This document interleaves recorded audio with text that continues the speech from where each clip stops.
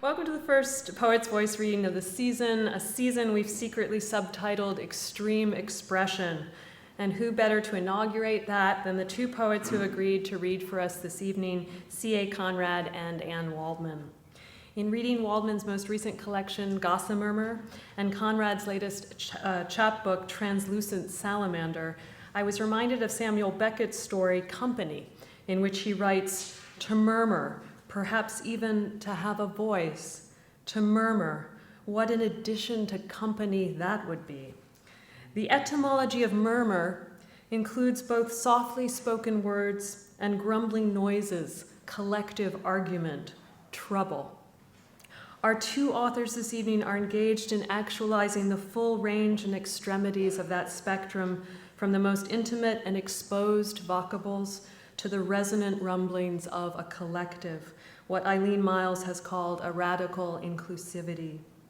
Both poets strive to enlarge our company, enlarge our idea of what we are willing to acknowledge and include within our human repertoire.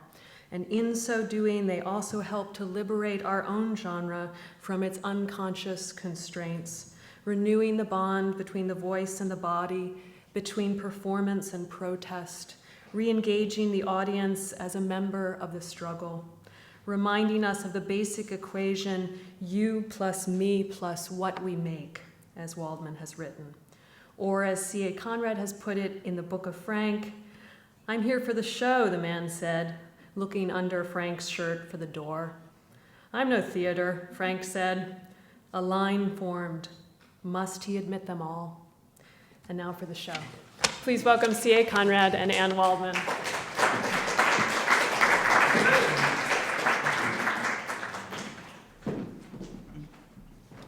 Well, thank you so much for having me. It's a real honor to be reading with the great Anne Waldman.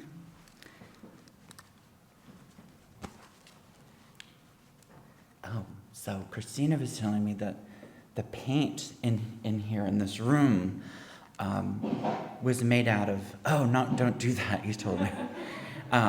Was made out of crushed petals of flowers. So we're surrounded by flowers. That's kind of an extreme expression. How many flowers do you think? Do you think they kept a record of that? I don't know. I suddenly want to know all about this room. I'm going to start off with a newish piece. I'll be very brief in explaining what this is I'm doing. In 2005, I went to a family gathering, a Conrad family gathering, and all of my family, they're all ex-military and they all work in factories, and they're very depressing, and I want nothing to do with working in factories. I've always hated hearing about and that's all you hear about, the dental floss factory, the coffin factory, et cetera, et cetera. And, but I was hanging out with them in 2005, and on the train ride home, I realized, it just hit me, that I was treating my poetry like a factory, this assembly line, like I was in the factory anyway, and it was really, I was physically ill. It really upset me. And I thought, maybe I just have to stop writing poetry. And then I thought, okay, well, that's pretty drastic. So I wanted to reinvent what I was doing, and I created these exercises. One of the biggest problems, I really was having a conversation with myself about what is it about that work in the factory that I don't like, and that is, in a way, it seems present, but it's really not, because nobody's ever present when they're there. They don't want to be there. So I wanted to create structures that were extreme present, and I call them somatics. The word soma, which is an Indo-Persian word, which there's a very lengthy response I can give to what I feel about that, but I'm just going to say it means the divine for now. And the word somatic is Greek, and it means the tissue, the flesh, even the body cavity, the nervous system. Anyway, I'm not going to say any more about that. What I'm going to do is I'm going to read the exercise that I created and then the resulting poem. So the first exercise is titled MIA Escalator for Jen Benka and Carol Mirakov. I rode several of my favorite escalators in Philadelphia, taking notes up and down the vantages. At the top and bottom of the ride, I would show photographs of myself to strangers and ask, "Excuse me, have you seen this person?" Sometimes there was confusion. "Isn't that you?" I would reply, "No. Many people think I look like her, but have you seen her? I feel very fortunate to have been born before the ultrasound machine. My generation was the last generation to have a male and female name waiting at the other end of the birth canal. My generation is the last to have our mothers touch their bellies talking to us as male and female. Pink or blue? Both pink and blue. Have you seen this person? I enjoyed my conversation with strangers and made at least one new friend, a handsome man who knew I was the person on the photograph, that person. I am that person, and agreed. The ultrasound machine gives the parents the ability to talk to the unborn by their gender, taking the intersex 9-month conversation away from the child. The opportunities limit us in our new world. Encourage parents to not know. Encourage parents to allow anticipation on either end. Escalators are a nice ride, slowly rising and falling while writing and writing. Notes for the poem, meeting new people at either end.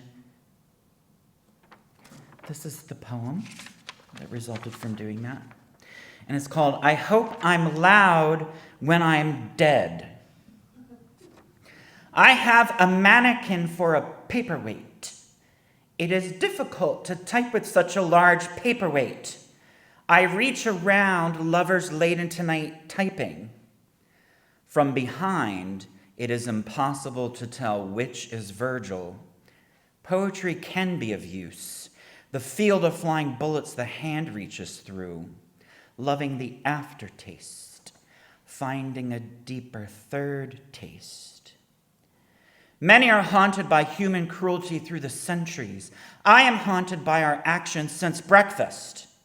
You said too much poetry. I said too much war. The biggest mistake for love is straining. There was a door marked mistake. We entered. You said too much fooling around. I said fuck off and die. So this next piece, the exercise, I had the great pleasure of teaching at Naropa as a summer reading program last summer. And one of the days of the week, we have to have conferences with students and talk about their poems. And I wanted to do something a little different. So as the students would come in, I would have my laptop open. And for about the first 5 minutes, we had 25 minutes per student. So for the first 5 minutes, we would talk about their poems. And then I would say, okay, I want to do something a little bigger with you, if you don't mind. And I would ask each of them their concerns that they were dealing with. And this is an example. So what I would do then is I would quickly type up an exercise for that student to do. And this was for the student Brenna Lee. She's really marvelous. And her concerns in poetry were holes. Holes in the earth, holes in wood, holes in her body. And so I created this exercise. And then I decided to also do it. I also do each of them. So I'm going to read the exercise and then the poem that I wrote on the other end of it. Grave a hole as dream a hole for Brenna Lee. Set a clear quartz crystal in a shallow... a lot of this has to do with the scientific research on quartz crystal technology, piezoelectricity. But it's sort of taking it a step further, but you'll see. Set a clear quartz crystal in a shallow bed of salt overnight. When you wake, flush the salt down the toilet. The crystal is now clean and ready for you. Dig a hole in the backyard. Sit by the open hole with the crystal. Speak to the crystal in your right hand. close to your lips, telling it you will bury it overnight. Tell it you will dig it up the next morning, then take notes and go to bed. Wake and write down any dreams you had of the night.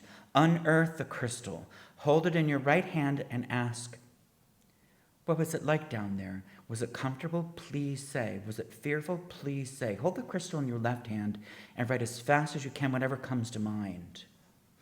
Next night, hold the crystal in your right hand, telling it you will both climb into the hole of your dreams together. Place the crystal under your pillow. Next morning, write down any dreams you had, then ask the crystal the same questions you did after digging it out of the backyard. Then for 7 days, you're alternating in the backyard under your pillow. So, and then this poem actually, there's so much of my work right now that's being infiltrated by this very long somatic that I'm doing, that I started in 2006 on the anniversary of the invasion of Baghdad, which is spring equinox is when we did that, which makes sense because it's spring equinox is the beginning of Aries, which is ruled by Mars, god of war. So, yeah, I mean, the reports were from last year, 2012, that 3 children died of war-related injuries every single day in Afghanistan. And, but this is not for them. This is for the 2,000 to 3,000 children who will die of war-related injuries in the American-occupied nation of Afghanistan this year. Oblivious imperialism is the worst kind. Is hobo short for something? I just got called one. Someone recently said, hey, your nails are beautiful, but the rest of your outfit is just okay. Glamour is my great love, but it's too expensive and too much work. My beautiful glitter nails are my homage to glamour. Every time I hear an interview with a fashion model talking about how hard her job is, walking up and down the runway, up and down, so much walking, I become very tired of my vicarious glamour fatigue, and I must nap. Everyone around the world knows America's real fashion statement is bullet holes. Every single day we spray the Arab world with bullets, sometimes in the faces of babies. We don't have special little bullets for the babies. They have to take our adult-sized bullets right in the middle of their little crying baby faces. Blam! Take that, baby. It's American fashion.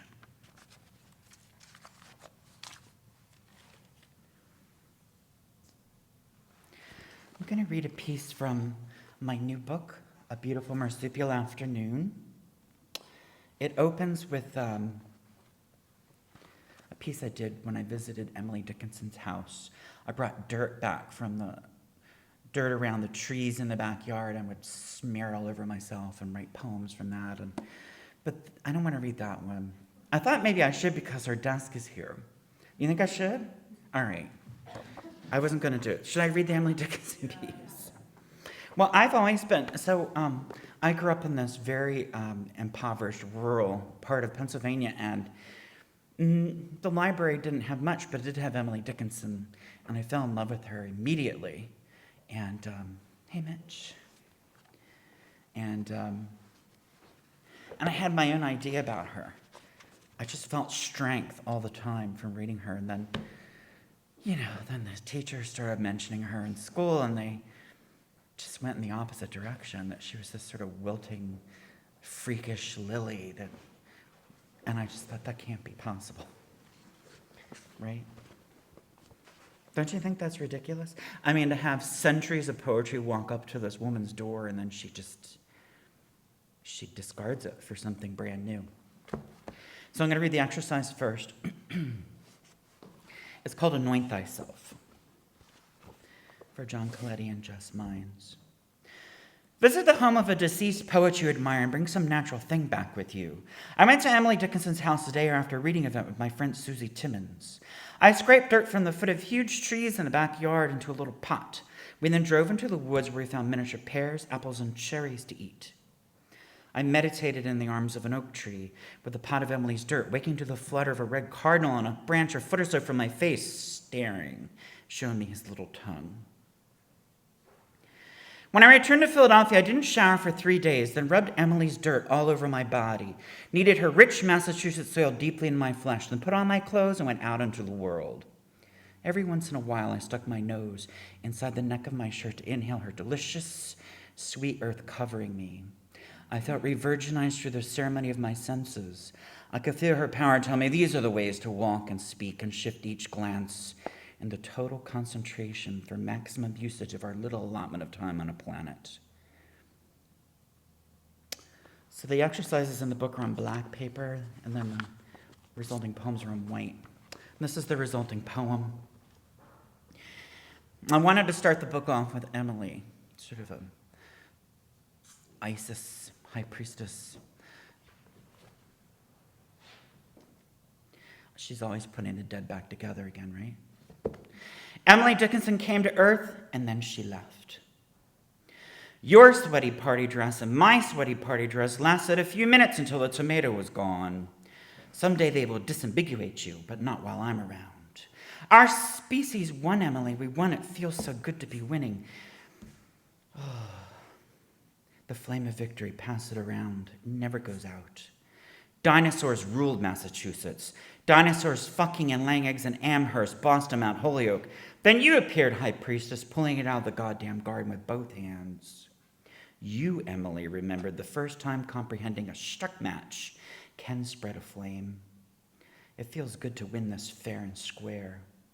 Protest my assessment all you want, but not needing to dream is like not needing to see the world awaken to itself. Indestructible epiphanies consume the path. And just because you're having fun doesn't mean you're not going to die. Recrimination is the fruit to defy with unexpected appetite. I will be your outsider if that's how you need me. Electric companies, stupid, threatening letters cannot affect a poet who has faced death. That's actually, I'm glad I read it because it's perfect for this next piece. I was invited to participate on a panel at the Ecopoetics conference that's coming up later this month in Berkeley. And I started working on a project to present there. And then on January 2nd, I was interviewed. There are these filmmakers named Belinda Schmidt and David Welch from Delinquent Films who are making a documentary about my new book. And they saw the piece in the new book about my boyfriend, Earth. His given name is Mark, but he named himself Earth. He was an environmental activist and an AIDS activist, and he was murdered in Tennessee. And they wanted to know about that. They said, well, why do you say he was murdered? I mean, what happened? I mean, how did...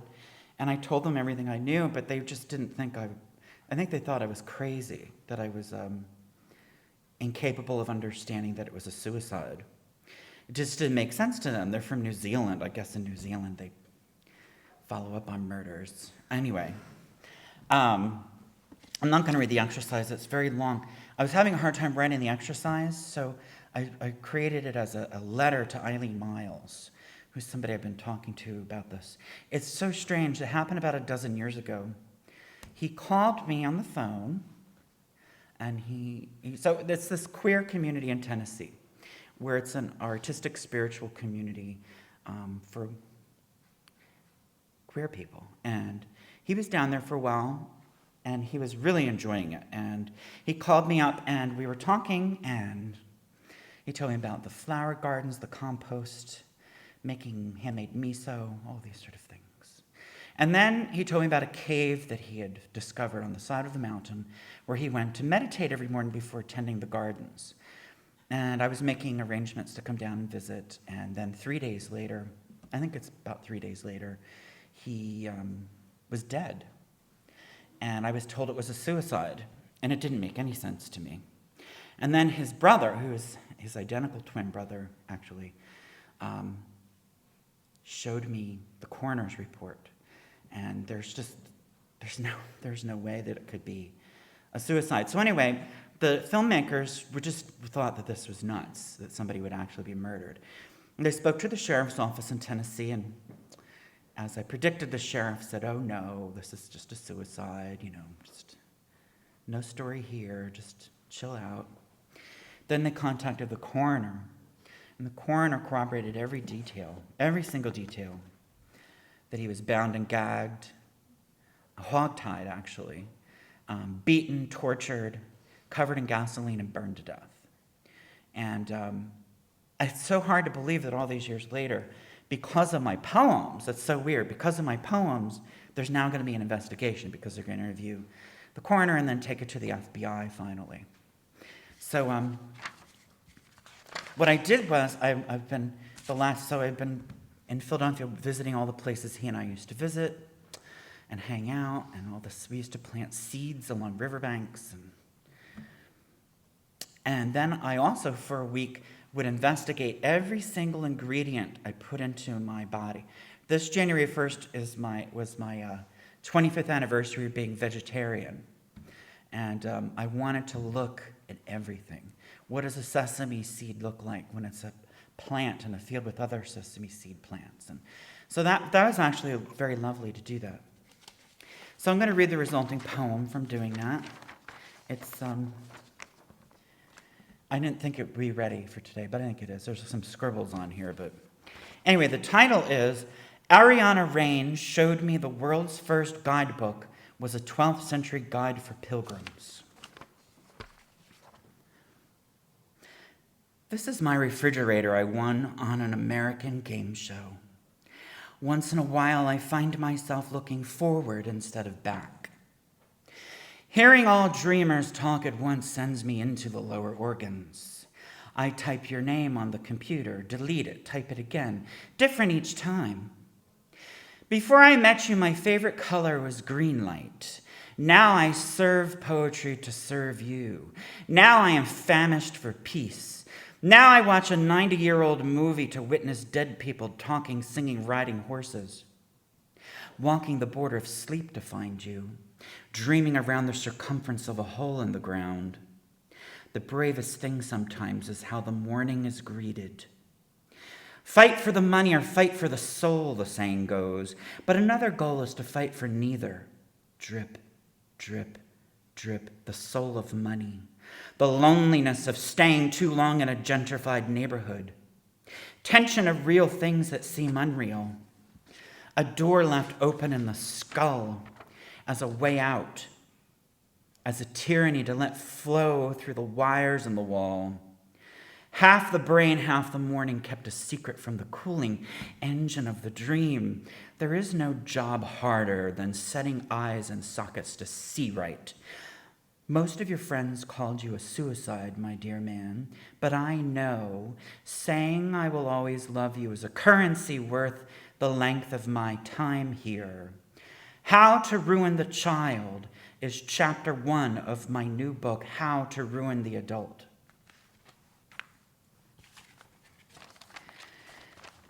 So last year, for the month of September, I was in the state of Wyoming at this residency called UCross, and I loved it. It was a great time. In my application, I told them that I wanted to sit in the same spot every night, and as the stars came up, I would create my own constellations and then create mythologies around those, and then there were other things that I was going to do, which I also did. But so it was many pages of notes. And there were some novelists there who were baffled by what I was doing because, I'd be out there and they would see that the notes would be these long pages and then the poems would be just this at the end. By the way, I have free broadsides from one of these. This is now a chapbook. I'm only going to read 3 of these. There's 18 poems altogether, but if the broadsides are here and they're also out on the table.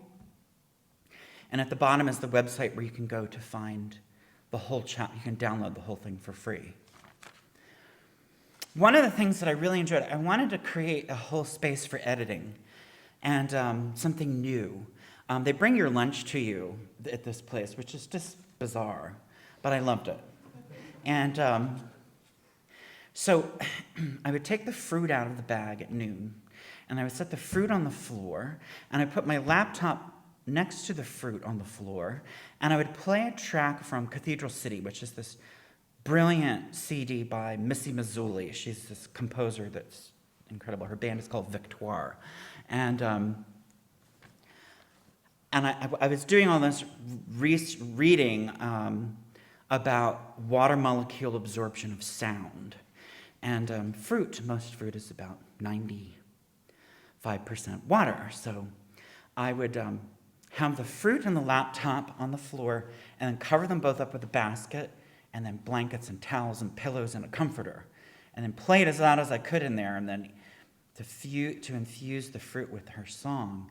And then I would eat it very quickly. I think it did something. So I'm going to read 3 of these poems. They each have their own title, but the whole series is called Translucent Salamander. Head out window on the baptism highway. Shake tall buildings out of my loving you, down, far, far down by a rock at the water. Finish cooking soup with violins. Everything could use a melody to set it right, mitigate suffering. You care. You cannot with success deny needing violins. Okay, trombones. The trombones enter the pasta entering our bodies. The microscope shows there is song between the grains. The wind the wheat endured is a taste the animal carries forward. Immersion of hours through a loosening bone. We are without the timing of the beetle, a sound that cannot get to where we left our homes in shame. Be a monster to anyone who is cruel to animals, and I will love you always. For Summer Browning. Let's sit on this bench for 24 hours, not telling them where we are. You can gum up the engine while I look for more time in my bag. There will never be another golden age, you say. What a relief, I say. You smile finally. Olfactory nerves slowly bent one way, then another by the rows.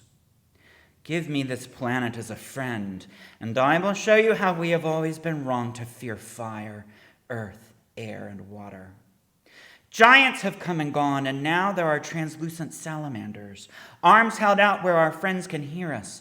We loosen in this hour. We herald a breaking calm, appealing to all muscle, carrying itself toward and away until there is no center and not 4 directions, but the infinite way out.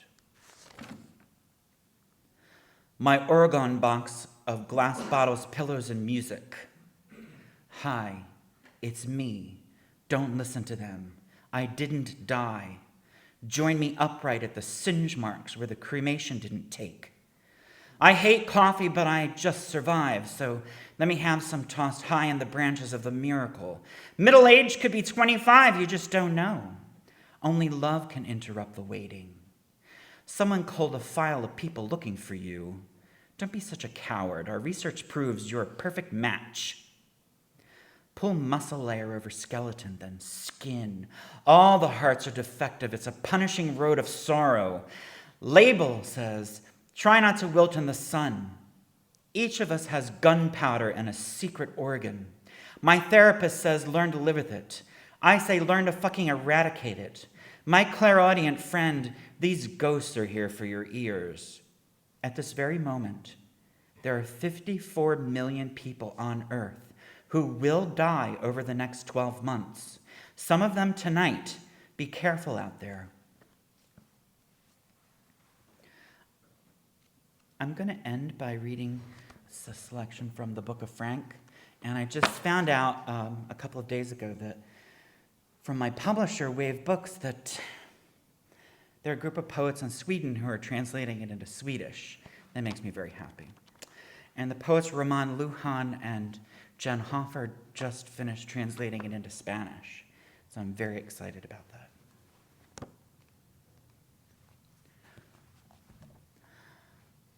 When Frank was born, Father inspected the small package the nurse handed him. But where's my daughter's cunt? My daughter has no cunt. Mother leaned from the bed. This is your awful son, dear. Your son has no cunt. Why doesn't my son have a cunt? What has happened? What a wicked world, dark and spitting on its one good leg.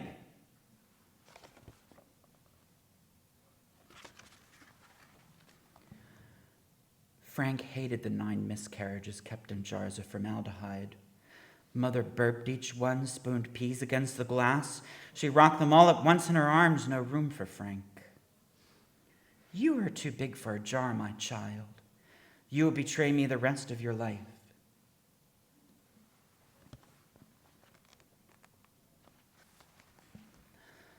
Mother knew where the next war was before Frank by the colors they made her paint the airplanes.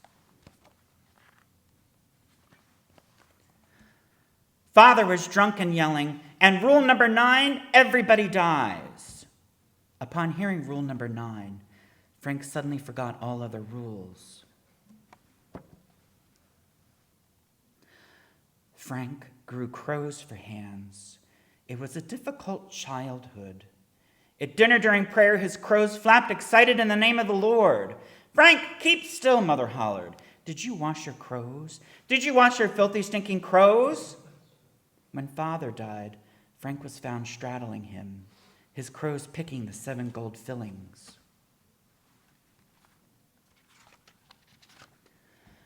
Frank saw a giant eat a park bench with her vagina, drink a swimming pool with her vagina.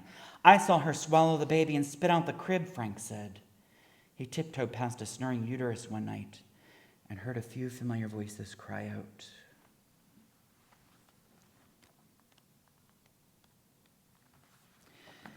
Would you sign my book, Mr. Poe? Frank asked the pile of bones amidst shovels of dirt. Why, certainly, young man, answers Frank in a different voice. This is your captain, Frank says from the cockpit. All passengers wishing to bail out any time during our flight. It is too late. I've shredded the parachutes to confetti in celebration of our arrival. Frank knows a butterfly who wonders about her old caterpillar friends. For love, Frank spoke softly into envelopes instead of writing letters.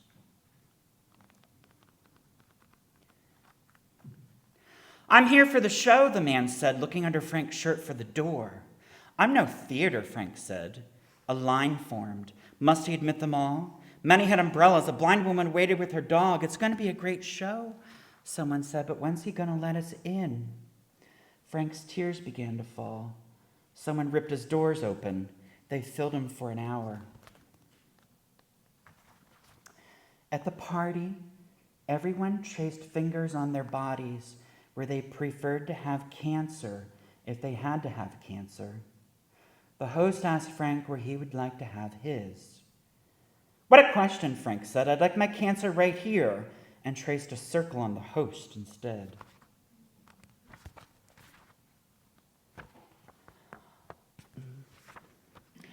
Frank added milk to the instant cowboy mix and herded himself into the living room, mooing. The cowboy rode him slowly around the TV, playing a lonesome guitar. When this was finally too sad and boring, Frank ignored the warning label and stirred a few more cowboys. His wife came home to find him snoring, tied naked to the ceiling, bleeding from the rump with a smile on his face and a fresh brand upon his thigh. From the menu of dead authors, Frank orders Emily Dickinson's breast with dumplings and the braised thigh of Anais Nin. His wife orders Leo Tolstoy's ring finger with caviar and the candied genitals of Jack Kerouac. Kerouac's erection arrives, shimmering in gravy. She says, nibbling the tip. Frank glares and stabs a breast.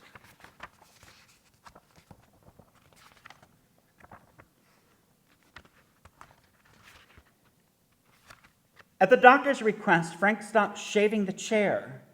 In a month, it was the most comfortable chair in the house.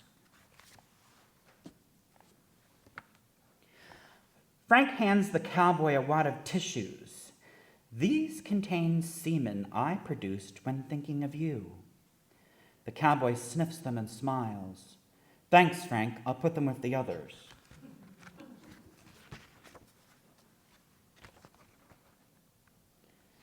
Is no one else sick of this paralysis of gravity, Frank asks. When I was a boy, I stepped into the sky, and I was a boy, not a surrealist.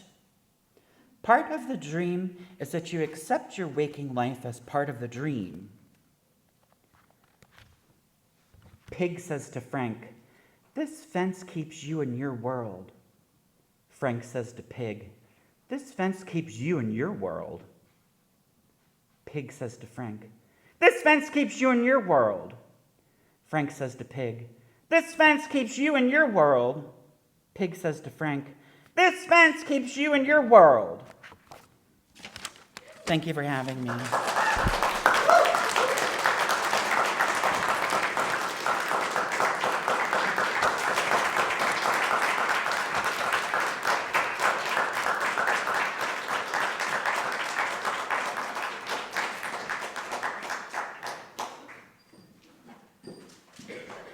Thank you, CA.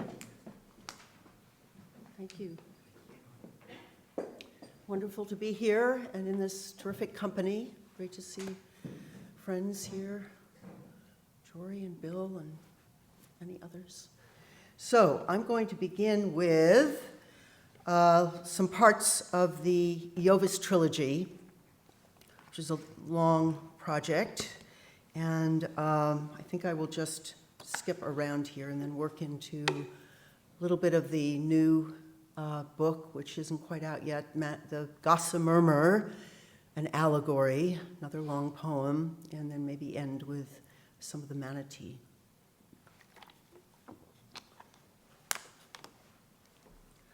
Messages from the bifurcated world, world of duplicity and euphemism. Now you see it, now you don't. Speaking in double tongues, snakes writhe and hiss around the heart. What is the weirdness of religion, all sides? What double standard? In the Nilo-Saharan regions, at the end of the pluvials, the northern glacials, a religion of sun worship developed, perhaps in Abyssinia. As the land became desiccated, the sun was correctly seen as the source of all life, and in excess, the unstoppable taker of life. God, the creator, with a harsh edge.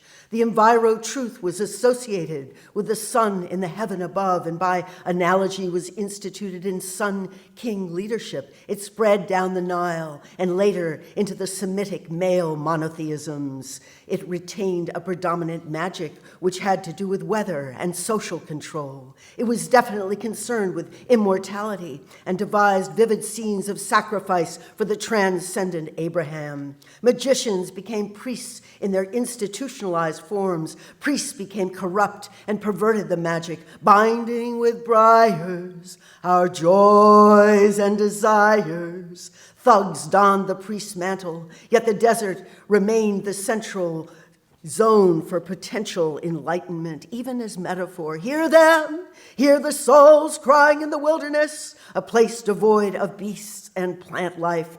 Out of the charnel ground, the lover, a she of no small order, but modest in demeanor. So many have died, so many have died. Rests her case here, one moonlit night, chanting onward again. And the enemies, who are they? Paranoid hallucinations of one another, churning out more double speech. Poets, guard your word. Is there anyone under that burqa?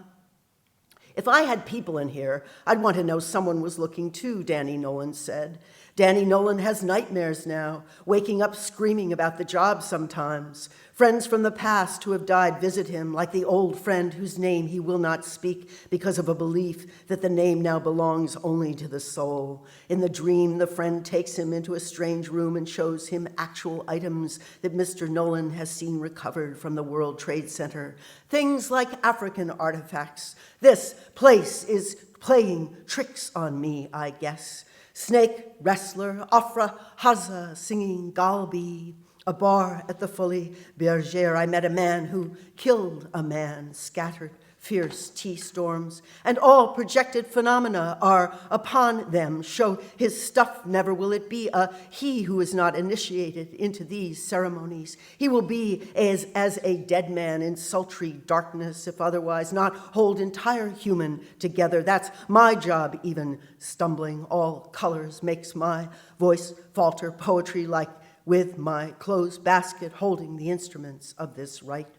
Dreamed I barged down the Nile in one flimsy nightie only. We had been fucking in the desert 9 times labial. Harlow endorsing Lucky Strike cigarettes to protection, the greatest maid, but never a bride. Fly me, I mean, don't hate me because I'm ideals from purity. Psyche, the white rock girl to pleasure.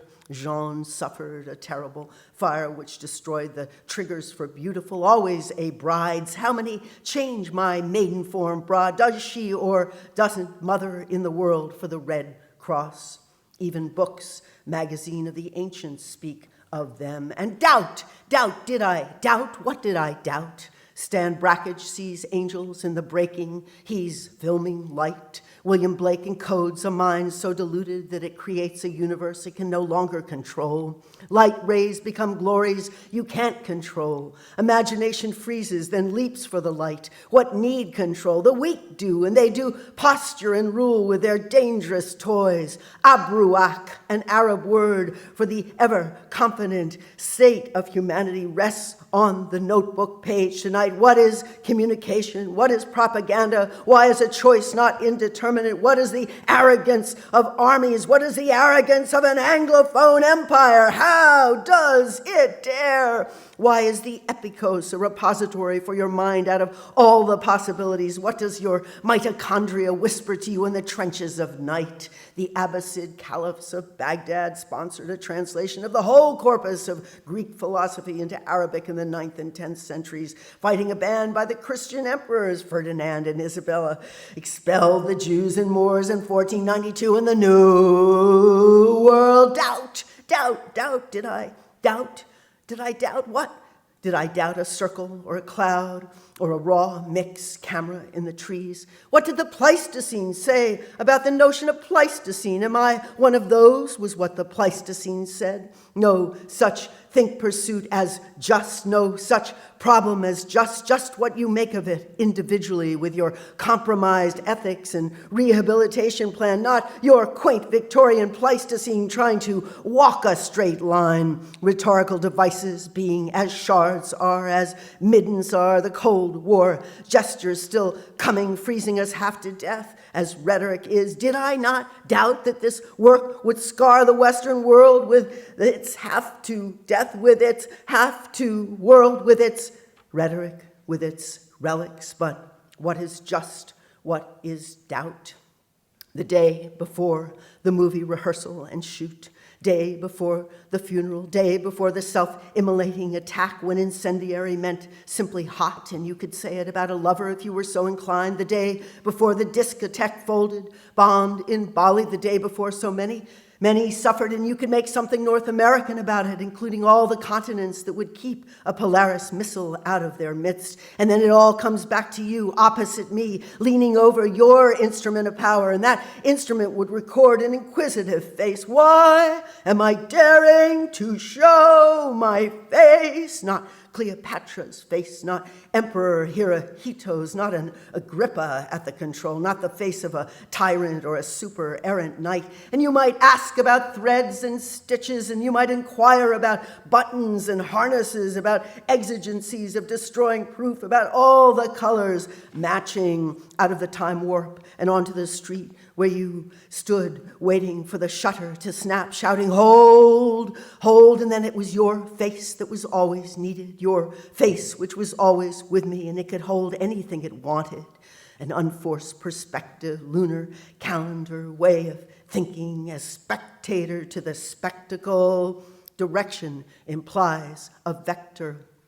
Stop, gap, G, spot, point of return is a typology meant to be surrounded by noise. You may kiss the icon without it seeing you, but will you feel that breath, those tentative heaves? Will you? Its subjectivity, its willing itself erotically, its subject something sort of hushed and holy, as in punctum, as in he pricked me, never tame the spot, its scandal, its tyranny. A little death is quaint erotics and shakes the world. A lecture mode as the hero speaks to her charioteer. On this spot I will achieve liberation. On this spot I will stake my claim to be not reality cheated in art. I will unfasten the animal skin, revoke the covering of leaves. I will keep the most somnolent awake and invoke Rudra, the howler, with his toxic arrows, and Empu, the sage, riding on a deer, crossing the water on the leaf of a kelua tree. They will watch me strip down and will pay heartily, and the female ones of Tambakredia, those Rita Hayworths, ever scandalous, will join me in the bath. Lead on, my driver,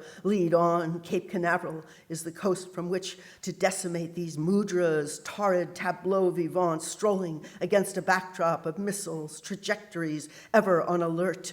Vanquish, save the object, a stubborn, childish pleasure, failure of domination. She wanted to meet her adversaries the night of the full moon. What are they? Figures. And what do? They walk and then they settle. I was trying to exact vantage from shore or a piece of the action behind pubic bone, getting a boost from Earth's rotation. And on the move again, they walk like soldiers ready for battle. Sorry, they point at the horizon for battle, then place a hand at heart. They bow and then they settle. What are they thinking? Maybe like missionaries, and settle again that spot. Conversion, obligatory, halt, fight, lift off. Rituals produce subjects, figures restless in aspiration, dead empirically or socially given.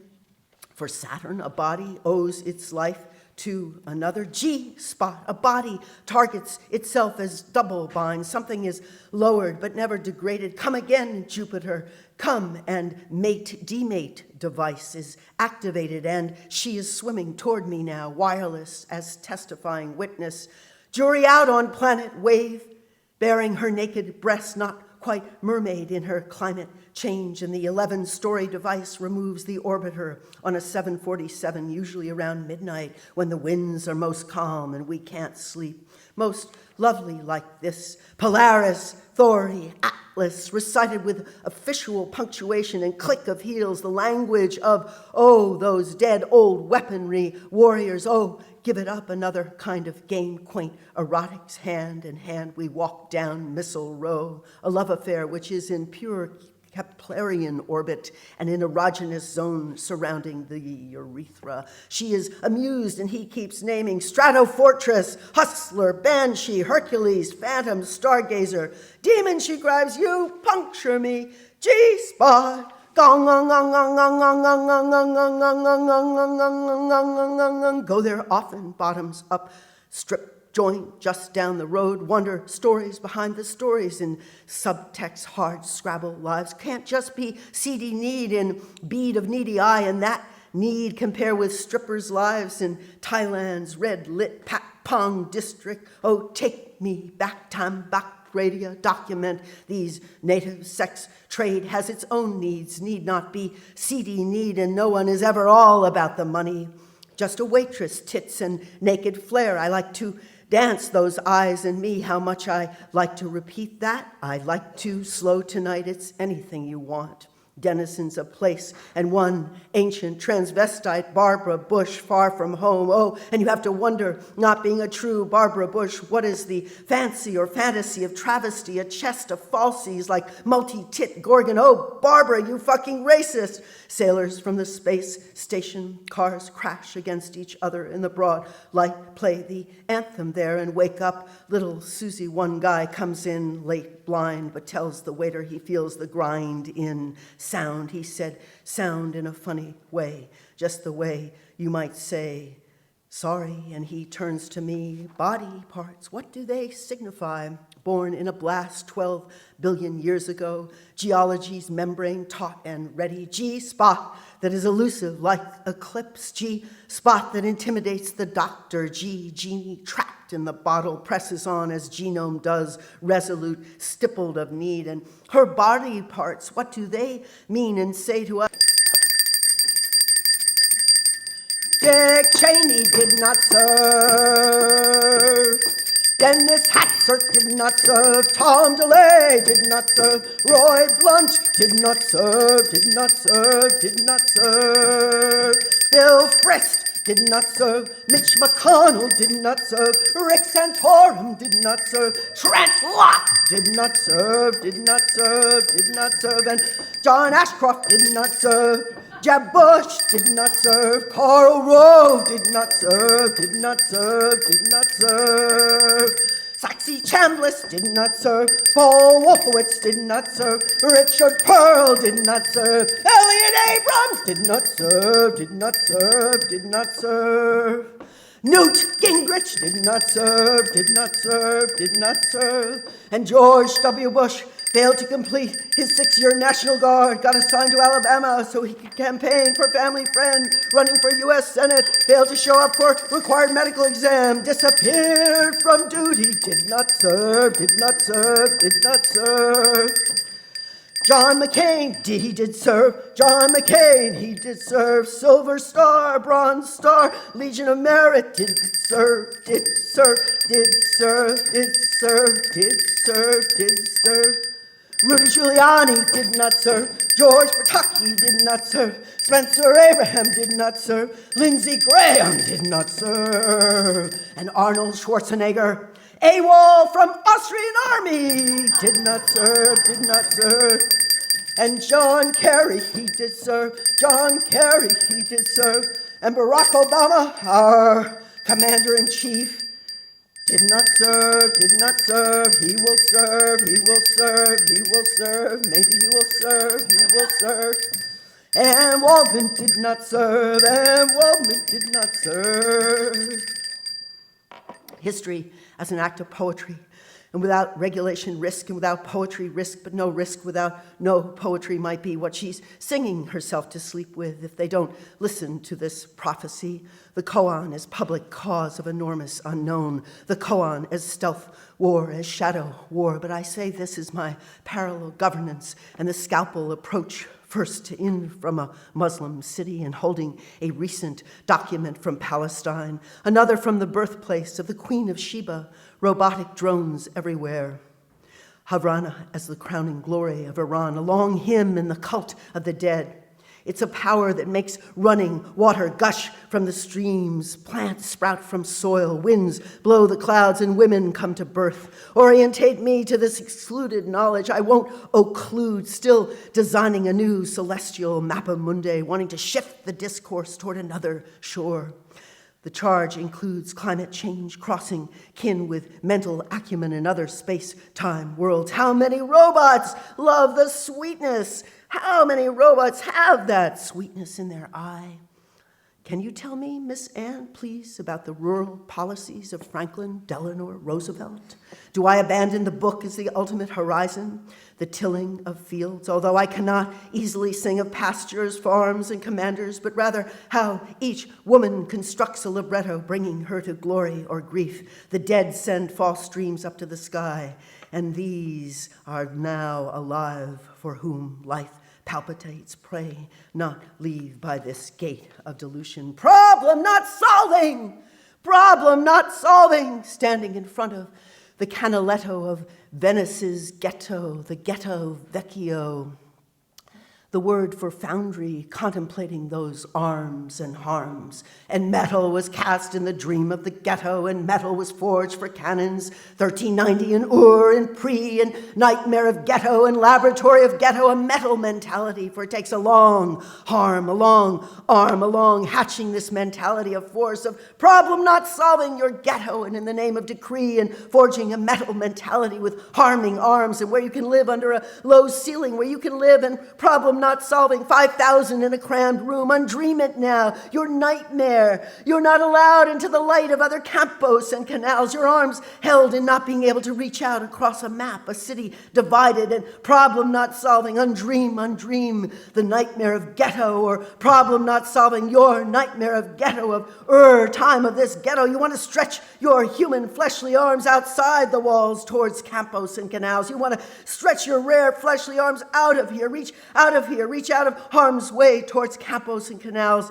But you can only live here in this curfew of time, this pre-dime time before the dawn until Napoleon allows. You can live elsewhere. Oh, please step outside. Please step aside. You say to Palestine, you who were in pre-dream time ghetto astride campos and canals. You are my problem. And under Austrian rule, come back inside ghetto. And this nightmare, 1797, this pre-dawn of state of arsenal of Palestine, old way back. Palestine, what of its rip and tears, its tears and weeping, its ghetto. I mark this for you, I say this for you, tears and more weeping carved in stone, in metal of poem time, in scripture of 21st century wind time, and then the dream of a full-fledged, full-time arsenal, tears and weeping toward metal. What do we have to do? What do we have to do? Problem not solving, airstrikes, 13 dead again in ghetto, Palestine, and then arsenal of problem not solving, and more dead in Ashkelon, 10 kilometers north of Gaza. Oh, remember Gaza. And then revenge in airstrike, 13 dead in Gaza, again ripped apart in Gaza, and the fine elliptical gallery for women. Only sit here, my dear, down, dead, decimated sister, my one next to me in this dream nightmare of ghetto and arsenal in Palestine. Describe the body parts you sifted from the trees, down from the scattered trees of Zion, of Palestine, the three wells of Zion, the scattered trees of Zion, the miracles and tribulations of Zion, the three ways to undream the problem. Enter here the dream of nightmare of ghetto and end of ghetto, and say 3 times, I will not do to them what has been done to me. I will not do to them what has been done to me. I will not do to them what has been done to me. What to do is the merchant, stranger, Shakespeare's ghetto merchant works the Banco Rosso, real and tangible, or other side, hit Sedrot with Grad rockets from Iran, hit with metal mentality, forged in metal, hit the word Sedrot, hit the word Grad, hit with harm, your problem not solving, scary alliances for boys between 8 and 12, dear dead body parts, and east of Jabalia, undream the dead, take it back, not a jubilee, and more in Gaza, more and more in ghetto Gaza. This is the old hell vision of unsolved Zion, and now the guards and the nightmare that is new centuries inventory of the state of arsenals and unsolved, now divided, over divided, super divided Palestine, building of more arsenals in the arms that harm and reach out and harm human and fleshly. I will sit here and sound here and reach out arms, human and fleshly, to ghetto, to Gaza. So, and then I'll just close with just when is it going to be solved? So a little bit from this new project, Gossamurmur, a allegory with doppelgangers and deciders and new weathers, and just like real life. And just a little bit of this. Gossamer is not used by any branch of biology, but there are phenomena, soft, sheer, and gauzy, light and flimsy, delicate, tenuous, and airy. Gossamer means summer goose, the time the goose plucks winter down and lines her nest, and the down caught in the tundra sun and breeze sails off, glistening in Sanskrit, gansem. Probably a time some humans collected either the goose or down for themselves. For other species, gossamer is always transient, turns more tensile, pliant, or rigid, That's the fabric of inner bones and muscles and arteries, moth cocoons, caddis fly catch nets, woven with a protein called collagen, the gossamer bodies of plants, dandelion of fluff or cotton are of cellulose. Cellulose is a complex sugar. A way pliancy can supplant stiffness, the way tensile strength prevents fractures. Some gossamers have extension, distance divided by original length. And the questions, stretch until you break, stretch until you cannot snap back, stretch until you reach some threshold of safety. The deciders took Anne apart, organ by organ, sinew by sinew, and they copied these parts into the husk of the new Anne with skill and dark intent. As they did this, they would pause, mulling into their sinister autopsy. Little organ of original Anne, what can you do for us now? Little eyes of original Anne, what will you accomplish now? And you, sinews that bind operation of motion, where walk you now? Tongue that composed many ballads and odes for your time, how will you sing? They gloated in their desire to reveal the nothingness of all things and to murder poetry. They could not remove or mutate her consciousness, which stayed intact in the retreat and isolation of the original Anne. They made their copy a mockery of original Anne, undoing the mana of original Anne, who they cast into prison while they went about their plot of alienating humans from their linguistic natures. Language would become separated, torn from its vital dwelling place. Humans would be living out history in a life of unrelenting state. The archive of the multiple voices was endangered, years in the making to preserve breath and intellect, imagination's other place as psychic inscription, and to let humans of the future know some of us were not just killing one another. You would never guess, they said. Look at our creation, a perfect simulacra.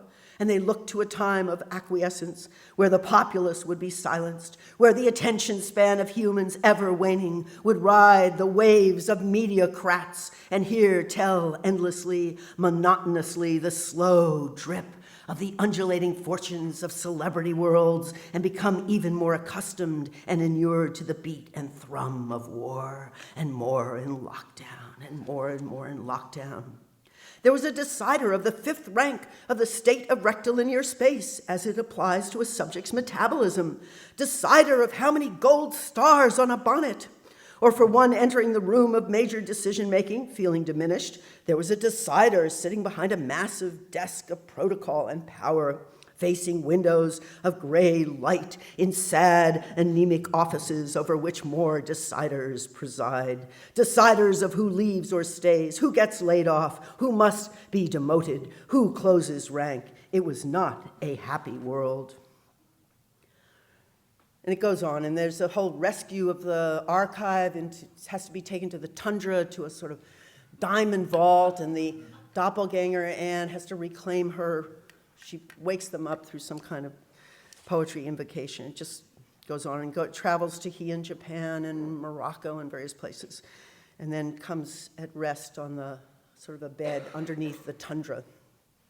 Start from a work of persons of sameness and not the same, and rise up not like a veil of unsanctified tears, but rise up in sameness, a work in love, never unsanctified enigma, if not but pure flow and consent, or rip in the veil, which is a constant sanctuary for persons being same or other, a work in love as a waterfall never cascading to the same sanctuary twice, abode for our bodies of union of persons. Now step up to the altar of ancestors together who were union, who were civil, who were convivial behind a veil cascading. Step it up, convivial. Show them and rip the veil off the eyes of enemies of veil. See it another way. Declare the space to be an abode of bodies. See through the waterfall to those behind a veil. Protect the face of others. Same face, same base, same substance, same monstrance, same sufferance, same deference, same trace, same pace, same grace, same lace of marriage, a civil veil. Or it is my vow, my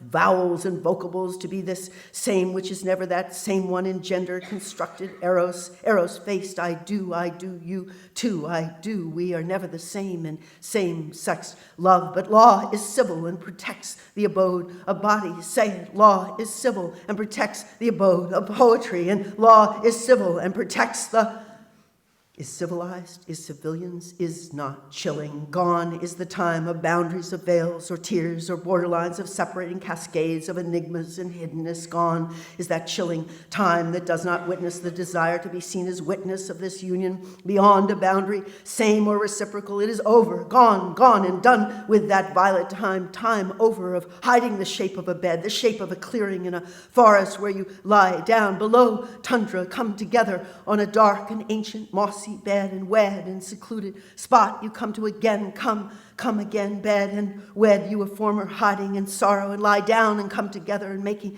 do in the secret chamber where dear bed down and you sink there on knees in a hot devoted love where you rip the veils from the fear of prying eyes and welcome the presence of a wilder world and say something like, as sky is my witness, as earth is my witness, come hear my weeds and remove these weeds to our sameness. See it and remove the borders to our sameness. As weeds are my witness, come my hands to your natural weeds and remove the fear of our sameness and see the beauty of it. Touch the body, clothing that waits by. It was natural, very natural. As wilderness is my witness, as wildness is my take the vow in the wilderness. It is over and done with, leaving behind the trail of that veil behind a valence. What is the essence of this rhythm, as in music which knows no boundary? Rip the boundary that is veil, as a cascade is civil, as from the tilling of fields, and this world is a cultivation of new things in civility. Gassa, it is a sure thing to witness for a joining that is not easy, but is a joining work in love. And then just a few closing lines here. From Manatee. Now represent your representation in the symbolic code of language. Manatee, humanity, and run your hand along a restless spine. It was a time of fossil fuel priorities, a precious business time. That's what they'll say about us centuries hence. It was a busy get on with it business time, so better get on with it time. They fucked us all over in their greedy get over it time. That's what they'll be saying about us. What were they thinking? It was commodification fun hog time, time modification time, got on with time. We killed time, they fucked us over in our future time. We'll be surely more stressed in time. That's what they'll be saying. That's what they'll say. They got on with it, saying about us, going nowhere but going down and us all with them. What were they thinking in their selfish minds? Us. That's what they'll say about us generations hence. How living then hence without so many animals. Then they damage the world over in their sweet avaricious time frame. That's what they'll say about us, those stupid fuckers. They let the animals die. They let the plants die. They killed the air. They killed the water. They killed each other. They killed language.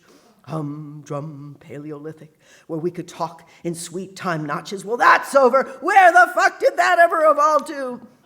Then along 20,000 years of keeping time, once keeping it for all and moving time forward, and it, the art, forward, and it, humanity, forward, and now they want to kill it. Really, they killed it. Then along rim of Babylonian, rim of Egyptian, 5,000 years once ago, such progress, they kill all that too, stupid fuckers. Then, but now, my solar day, my lunar month, my solar year, my speed I inherited from them. What time is it now? And we resumed our talk after these excessive outbreaks, discussing the nature of calibration, how different time zones give the peculiarities and particulars of people and praxis and place and thought systems and become their own zones in this. We spoke of lustrations and the architectures of spiritual places, of constructing mandalas with colored sand, and the women who dance on the precipice of eclipses, performance and ritual under arches, pillars that delineate the way to move as a chorus might, open atriums. They are moving into the augur space, the place of frequent animal sacrifice.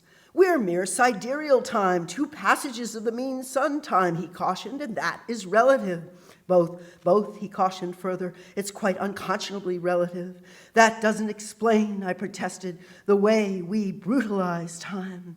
You may want to consider how an animalistic year is the interval between 2 successive passages of the earth through the perihelion. Manatee, humanity, the aquarium, deserted now. This is the song at dusk I write in the notebook, strange skin, not quite seal, not quite dolphin, inchoate, texture like something you forget, something you didn't even see the first time, old shoe, sentient being with others in watery caves, lights off with motive in mind up a ladder, mouth moving, quixotic mind. The manatee has more gray matter in the brain than man. The manatee is perhaps moving archivally, deeper than man, with his boats and plastic and attitude. You who are me, haunt me, summoned by the dream, the kusha grass instructs. You might say a kind of ceremony. Gather up these nightmares, this in public space, and pass around the objects of the stream, a blindfold, a card with a bodhisattva upon it. Gather them up and make an offering. All the bhikkhus going down on their knees for this, in this world marked out by the augur. Interstices between living and dead. Mean world, humanity. Dream world, manatee. Secret world, Om Mani Padme Manatee. Om Mani Humanity, Om Mani Padme Manatee, Om Manatee Humanity, Padme Om Mani Humanity, Padme Om Mani Padme Manatee, Om. Thank you so much.